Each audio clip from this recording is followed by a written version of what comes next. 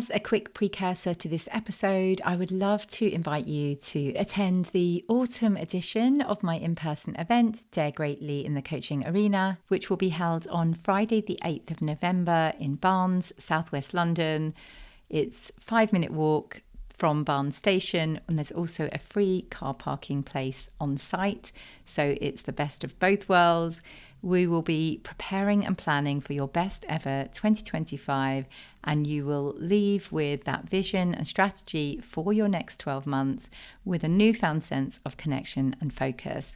We will be harvesting your present and planting the seeds for a profitable and joyful 2025, allowing your business goals to bloom with ease.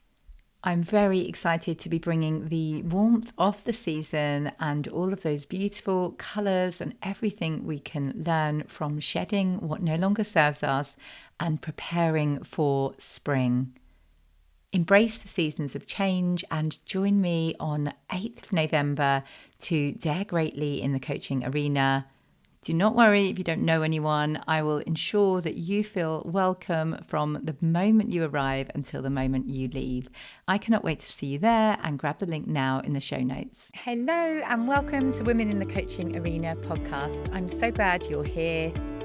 I'm Jo Lott, a business mentor and ICF accredited coach, and I help coaches to build brilliant businesses. I know that when you prepare to enter the arena, there is fear, self-doubt, comparison, anxiety, uncertainty. You can tend to armor up and protect yourself from vulnerability. In this podcast, I'll be sharing honest, not hype, practical and emotional tools to support you to make the difference that you're here for. Dare greatly, you belong in this arena. Hello, welcome to the 81st episode of Women in the Coaching Arena. I am so glad you are here. Today, I'm excited to cover an important topic of self-promotion and a coach's guide to ethical marketing. I don't really like the term self-promotion because I just don't see it as promoting yourself as such. I see it as solving your client's problem. But it was the main clear way I could describe this episode. So excited to cover that today because I know it's a real problem when you first start your business. You do need to promote your business a lot more than sometimes feels comfortable. Let's start by talking about the self-promotion paradox. As we know, we help our clients take big action, do things to push out of their comfort zone, promote themselves, their strengths, all of those things. But when it comes to doing it ourselves, this is where many of us can hit a wall. If you've ever felt a knot in your stomach at the thought of posting on social media, promoting your business, emailing your list, or perhaps feeling like you're emailing too often, perhaps feeling like you're showing up online too often, if you're going to networking meetings, dreading saying your elevator pitch, then you are not alone. And today we are going to really talk about this and give you some practical and inspirational strategies to overcome this. In my onboarding calls, when someone starts working with me, I do an exercise where we talk about their annual priorities and I say the benefits of doing this. And then I ask, what is the cost of not doing this? And that is what I'm going to talk about now, the hidden cost of modesty. You staying silent about your achievements or how you can help people isn't humility. How about thinking of it as a missed opportunity? I really like to think of this as your clients are out there and they need to hear your way of saying it.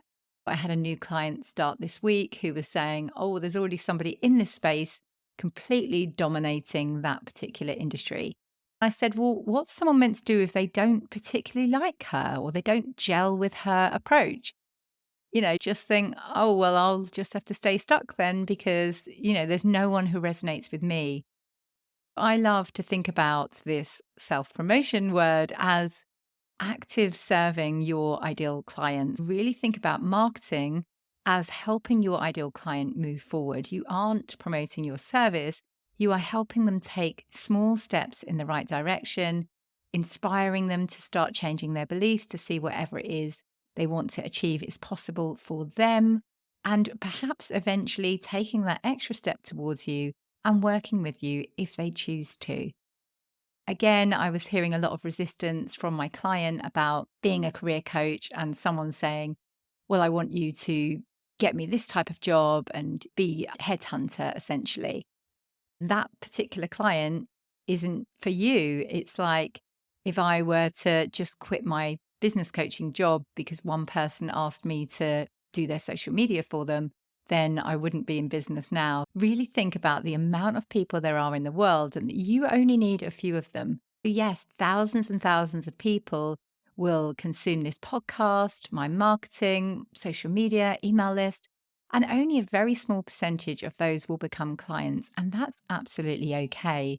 And what we really want to do is know that we want to serve that particular group of ideal clients, whether or not they eventually become clients. We obviously hope that they do because we know that then they will get the best results.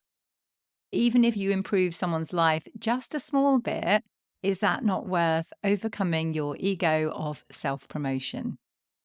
Another way to reframe this is that you aren't talking about how great you are. You are talking about your clients' problems and solutions to their problems. You don't have to go around saying, oh, I've got 20 years experience in this and I'm brilliant at that. And it doesn't have to feel like it's your CV. All people really care about is what's in it for them. Take a moment now to think about how many people could benefit from your expertise if only they knew about it.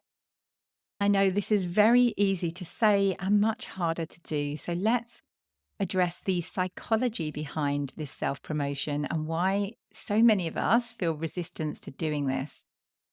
Because it isn't just an ego thing. There are so many other reasons at play, and it's probably why I genuinely went for counseling for the first time in my whole life when I started my business, because so much of this hidden trauma really came up of being seen, being visible, thinking about my views and how to share them because I felt like I didn't know who I was and who I was serving well enough to really show up and do this. Let's talk about the main psychological and social factors at play in this resistance. The first one we will all know well is imposter syndrome. We will all be very aware of this from helping our clients, but we will also feel it ourselves, and we can feel like we are not an expert to promote our services confidently. I had a client start this week who said, despite having 20 years experience, that she didn't feel like an expert. And I said to her, my definition of an expert is the person who knows more about a topic in an average room. I said to her, if you're at that networking event, do you know more about your particular topic than most of the people in the room? She's like, yes, most definitely. So really step into that expert status. People love feeling your certainty, and you claiming it will really help the energy in everything else you share. Let's talk about the likability factor. This was a big one for me. I had been a real chameleon my whole life, saying what my bosses wanted me to say, trying to behave like they wanted me to behave, trying to fit in, all of those things. And I think, especially for women, there is that social expectation to be modest. We can tend to build relationships based on putting ourselves down, essentially. When someone says to me, wow, you're so lucky to have your own business and do it all around the kids, I always immediately go back and say, yeah, but don't forget, you can never switch off. Try and bring out all the negatives so they like me more. And I'm becoming way more conscious of this now because in marketing, you want to be Marmite. If you are vanilla, then you just blend in with the crowd, everyone scrolls by. You need to start being able to share your views, even if someone might not agree. That can feel really, really hard. I do think it's a journey, and the only way you get better is by continuously sharing your views, starting to look at your data, look at your top posts, for example, on LinkedIn. You will see that it's the ones that make you feel physically sick to share that are usually the popular ones because people love hearing your point of view. The final one I will cover on why we feel resistant to sharing is authenticity. Many of us feel like it might compromise our authenticity and make us feel salesy, make us feel like we're just in this for the money. That's why we're promoting our service. Maybe people will think that we don't care about them because we're charging for our service. That type of thing can really come up. I think if you have any of these three factors coming up, acknowledging them is the first step to overcoming them. Let's now reframe self promotion because I genuinely believe that it is about service, not sales. I felt a huge resistance yesterday when I was in a WhatsApp group and people were sharing really needing my help on something. They were talking about pricing and packaging and coaching. And I was really hesitant, avoided the message for hours and hours. They weren't particularly asking me, it's not my group, which is kind of why I was feeling the resistance of if I comment a helpful comment, they'll think you're just trying to sell your service. About 5 hours later, I overcame this and thought, do you know what? I can really help these people move forward on this. And by me not sharing because I think they might think that I'm trying to sell my thing, I'm actually doing them a disservice. I just provided really long, really helpful replies to their comments and gained a lot of support and hopefully really help shift those beliefs. Let's reframe it. Self promotion isn't about inflating your ego, it's about serving your audience. In order for them to know that you are the right person, yes, you may have to share your successes and capabilities. You are not bragging, you are showing them that you are the person that can help them to move forward. You will enable them to make informed decisions about what they want to do and whether they want to work with you. If you don't give them the information they need, then they will never know if you are the right fit. Let me introduce my clear method to helping you promote yourself effectively and authentically. Firstly, connect with your why. Remember the reason you became a coach. Let that passion for what you do really shine through in all that you do. It sounds like a wishy-washy thing to do, but it really makes a difference. Second step is lead with value. Instead of talking about how great you are, focus on the transformation and the sorts of results that your clients will get. Also, try and solve their problems. If you can help them to take one small step in the right direction than they did yesterday, then when it comes to the time that they are ready to take action, they will think, yeah, that was the person that gave me that mindset shift.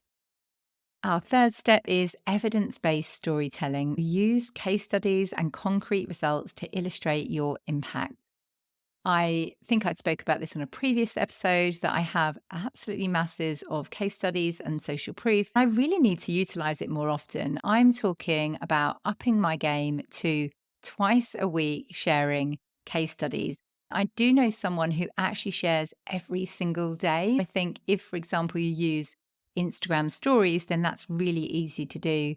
I personally use LinkedIn. So it feels a lot to post a testimonial or a case study every single day.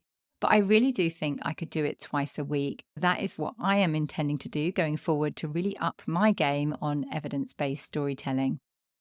Our fourth point is authentic voice. Promote yourself in a way that feels true to you, your personality, your values. If you're funny, be funny in your marketing. If you're serious, be serious in your marketing. Really think about how you can bring it in. For example, one of my clients is in fashion. She was talking about having a branding photo shoot, maybe in a dress store or something like that. I think it's a great idea. The more you can do to bring your passions and experience into everything that you do, the more successful you will be. My fifth point to my clear methodology is regular, consistent sharing. Make this self-promotion a habit, not a one-time event.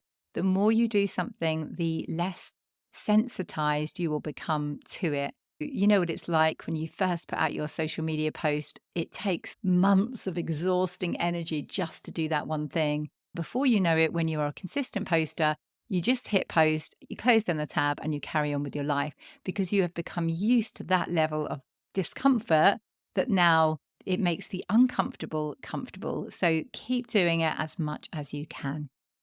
As a final motivator, let's talk about the ripple effect of self-promotion. Every single time you promote yourself effectively, you are not just growing your own business, you are also inspiring other coaches to step up and share their value.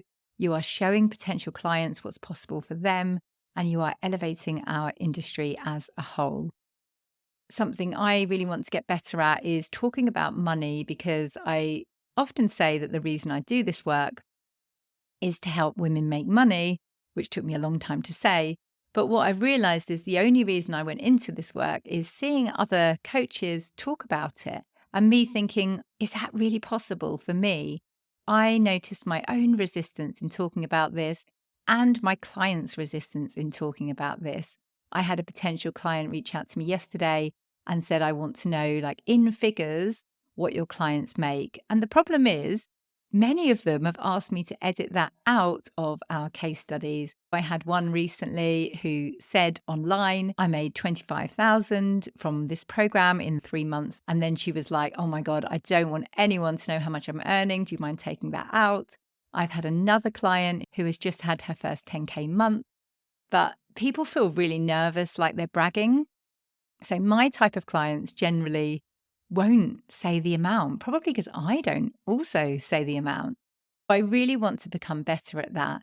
In terms of knowing whether clients have achieved results, I would say, look at my website, for example, and you will see them say, got 5 corporate clients, and know that my clients don't do one-off £50 or £100 coaching. If they've gained a client, it's going to be £1,000 plus.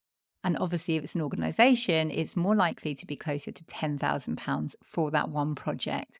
Read between the lines to know if people are making money. There is this huge resistance to promoting yourself and showing how well you are doing. I really need to lead from the front here and start showing everybody how well I am doing in order to inspire my clients to do the same. As we finish today's episode, I would love to invite you to share one client's success story or one aspect of your coaching that you are proud of on whatever social media platform you use. Think about how it feels, notice any resistance, and remind yourself that by doing this, you are helping that one person who might need to hear it today. I hope that was really helpful for you to move forward. I cannot wait to see your social posts out there. And like I say at the end of every episode, trust yourself, believe in yourself, and be the wise gardener who keeps on watering the seed. Thank you so much for listening to this episode of Women in the Coaching Arena. I have a mass of free resources on my website, joannalottcoaching.com. That's Joanna with an A and Lott with 2 T's, joannalottcoaching.com. And I'll also put links in the show notes below. Let me know if you found this episode useful, share it with a friend, and leave me a review, and I will personally thank you for that.